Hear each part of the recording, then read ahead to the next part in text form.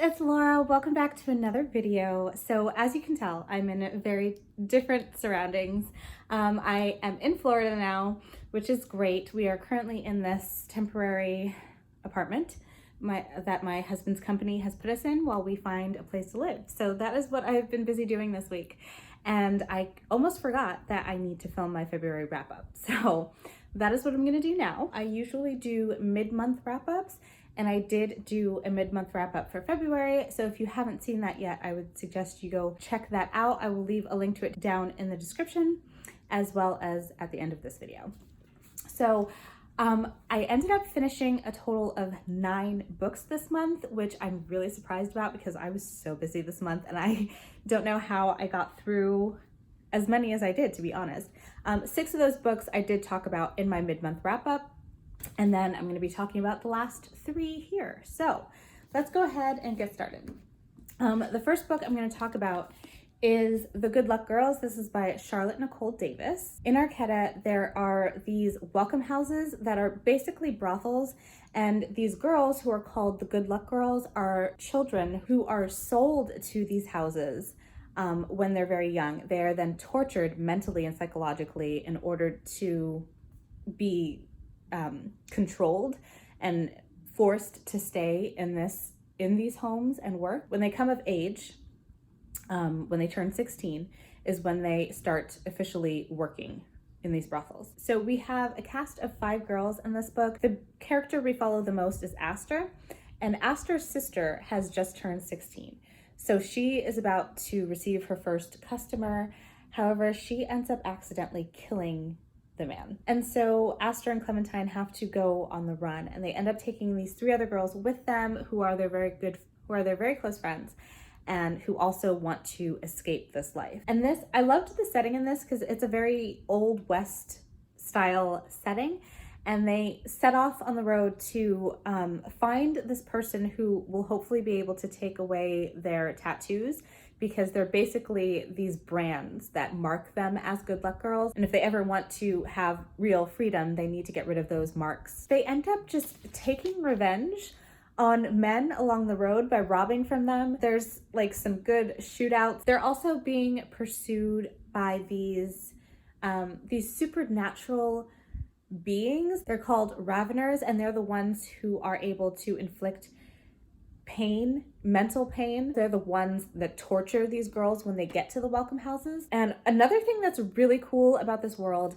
is that there are ghosts. At night you hear the wails of these ghosts. Use this special stone to protect themselves against vengeance. And vengeance are these very angry, dangerous ghosts that just want to hurt you and kill you. So there was a lot that this had going for it. There was a lot of cool elements. I liked the subtle discussions of equality and systemic oppression. There was also some really good points about anger and female anger and how to use that anger. I really appreciated all of that.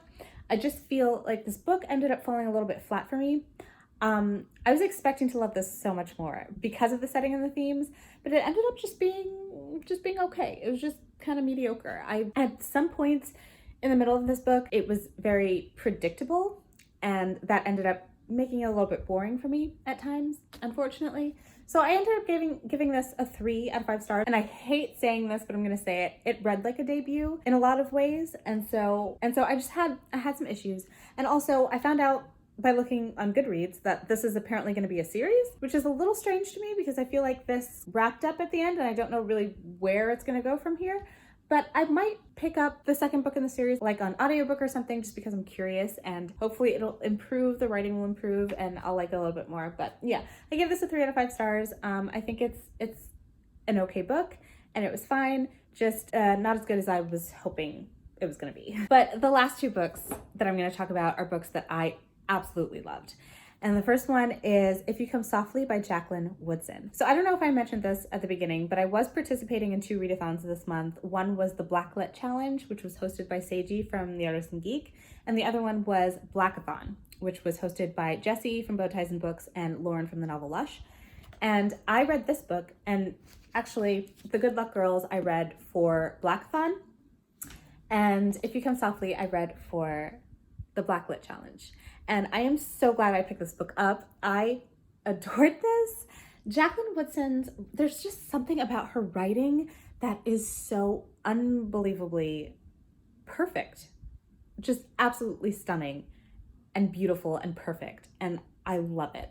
I've only read one other book by her, and that was her memoir called Brown Girl Dreaming. And I loved that. I cried, I laughed, I felt so many emotions. I was able to relate to her so well, especially regarding our upbringing. Really love her writing, and I know now that I need to read absolutely everything that Jacqueline Woodson has ever written. So that's gonna be my goal, my new goal for this year. But I loved this. So basically, this is just a love story, and it is very short. It's under 200 pages, so I don't want to say too much about it, but this follows Jeremiah, who is a Black boy, and Ellie, who is white and Jewish. The two of them meet in high school, and they fall in love, but they are an interracial couple, and everyone wants to keep them apart because of who they are.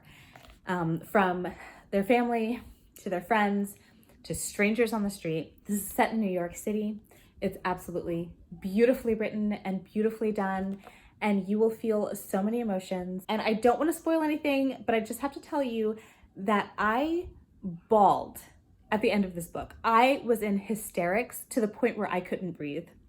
That's how hard I cried at the end of this, because it was so emotionally impactful. And if you read this book, just know that you're gonna go through a whole box of tissues, okay? Because it's that emotional. And what made it even more emotional is the fact that even though this is a fictional story, this is the true story of so many people.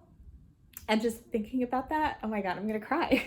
Just thinking about that really got to me. You know, it really hit me. And it was beautiful. It was beautiful and stunning, and I highly recommend this book. It is so short, you can get through it in one sitting and cry your little heart out, which can be a good thing sometimes, you know? So I gave this a 5 out of 5 stars. Like I said, I need to read everything by Jacqueline Woodson, and I loved it. I loved it. I loved it. The very last book that I'm going to talk about today is Homegoing by Ya Jossi. This is a book that, if you saw my February TBR, you'll know that I was not very excited about this. This book was very intimidating to me. In fact, any adult literary fiction is intimidating to me because in my experience, I know I haven't read, even though I haven't read a ton, and this is why, because in my experience, when I read adult literary fiction, it is just awful things happening to people throughout the entire book, and then it ends. And I just don't get it. Was I supposed to learn something from that? I don't understand. This was not like that. This book, I got. This book, it felt like it took everything that was in the deepest parts of my soul and put it into words in this book. Like, that's the only way I can describe the feeling that I have for this book. So basically, this is a generational story, historical fiction, and we start out in the 18th century in Ghana. We're following two sisters who don't know that they're sisters. One is named Afia, and Afia gets married to a white man and gets to live a life of comfort in the Cape Coast castle.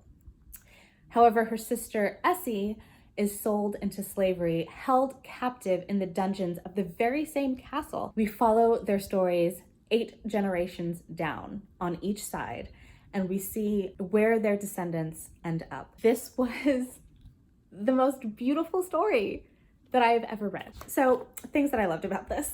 I loved getting a different perspective on something that I thought I was very familiar with.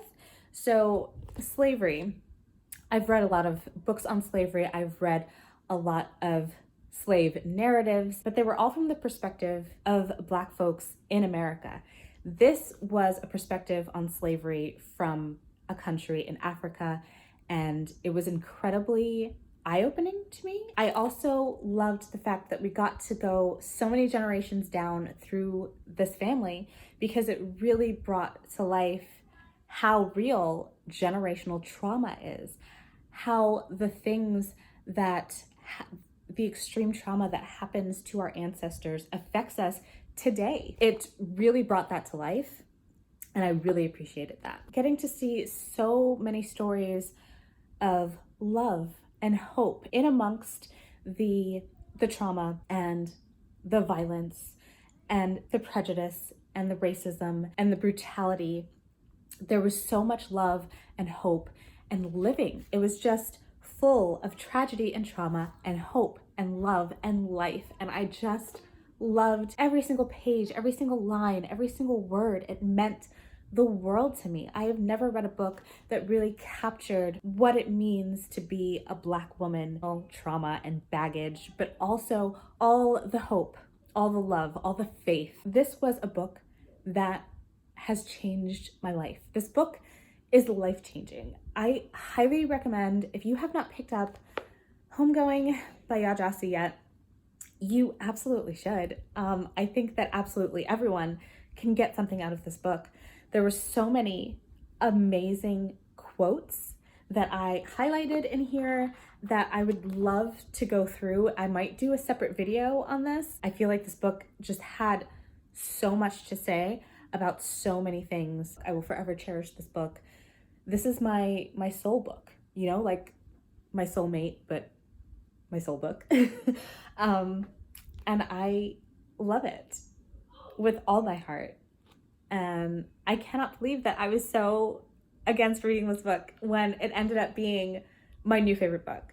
So that just goes to show you not to judge books by their genre, I guess. Yeah, this was incredible. And I'm so excited that I actually read this at the time when I did, thanks to the Blacklit Challenge, because I honestly would not have picked this book up if not for the Blacklit Challenge.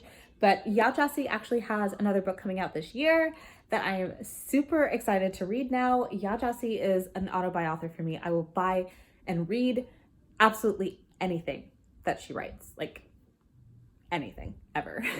So I highly recommend this. Obviously, I give it a 5 out of 5 stars. I would give it a 10 out of 10 stars if I could.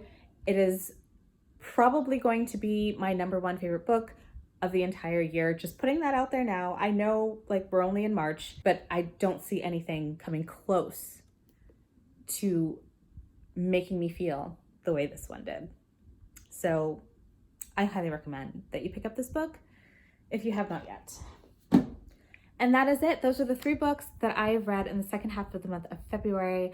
Hopefully in my next video, I will have my bookshelves behind me. I miss my books so much. They are currently on the moving truck heading across the country, but I'm terrified that something is gonna happen to them. But anyway, that is going to be it for this video. Thank you so much for watching. I would love to hear from you in the comments. Let me know down in the comments below if you have any thoughts or opinions on the books that I talked about today. If you liked this video, don't forget to give it a thumbs up. Don't forget to hit that subscribe button so you don't miss any future videos from me, and I will see you in my next one. Bye, guys.